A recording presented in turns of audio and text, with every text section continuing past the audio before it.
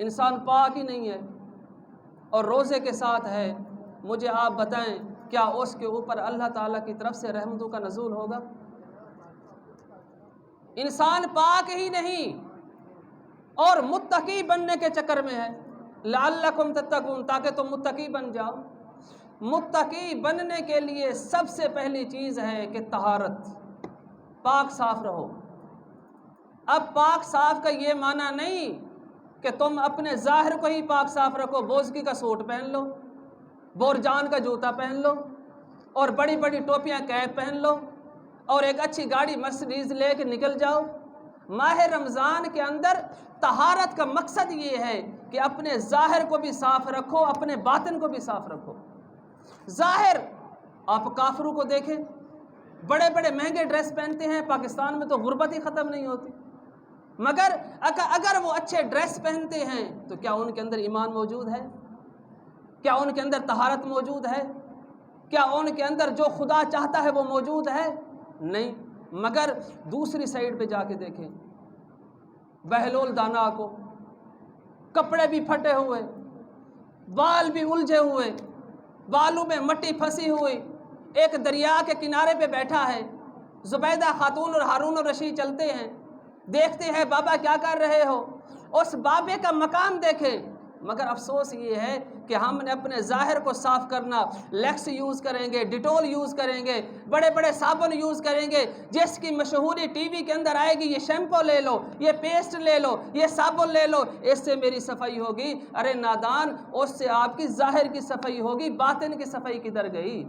باطن کی صفائی صابن سے نہیں ہوتی، باطن کی صفائی شیمپو لگانے سے نہیں ہوتی، باطن کی صفائی ٹوتھ پیسٹ کرنے سے نہیں ہوتی۔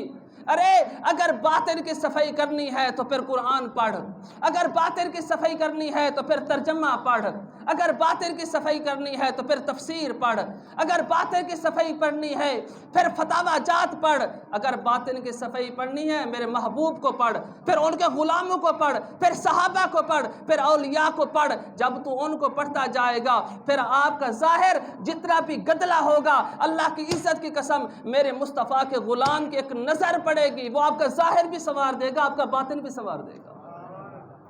کس ظاہر کی بات کرتے ہیں؟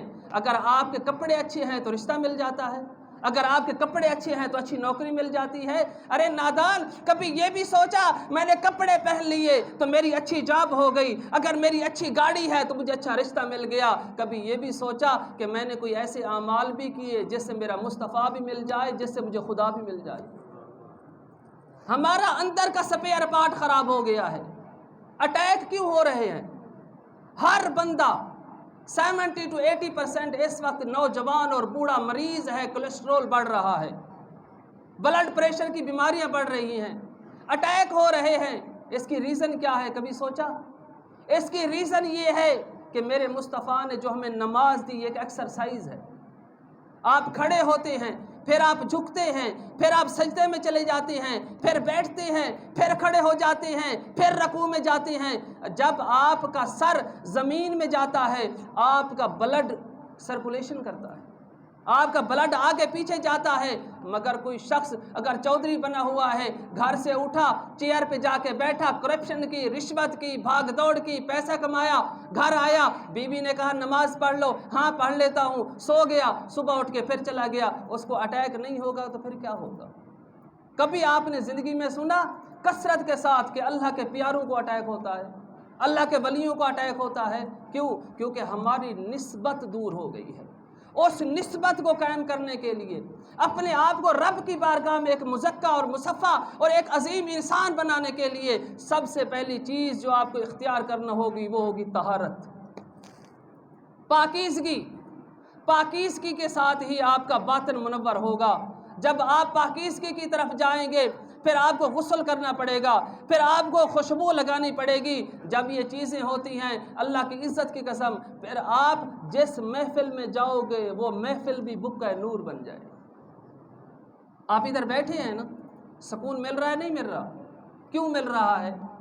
اس کو بھی دیواریں ہیں، اس کی بھی اینٹیں لگی ہوئی ہیں، مگر اس کی نسبت خدا سے ہے۔ یہ آپ کا گھر نہیں، یہ خدا کا گھر ہے۔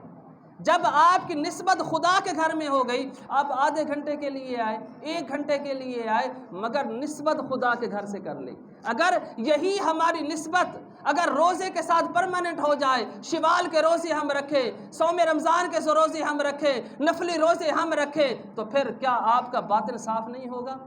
پھر آپ کی طہارت نہیں ہوگی؟ پھر آپ کے بچے عظیم انسان نہیں بنیں گے؟ پھر کون کہتا ہے محمد بن قاسم پیدا نہیں ہوتا؟ کون کہتا ہے سلطان محمود غزنوی پیدا نہیں ہوتا؟ ارے پیدا ہو سکتے ہیں، مگر ہمارے اندر اتنی طاقت نہیں رہی، ہمارے اندر وہ پاکیزگی نہیں رہی۔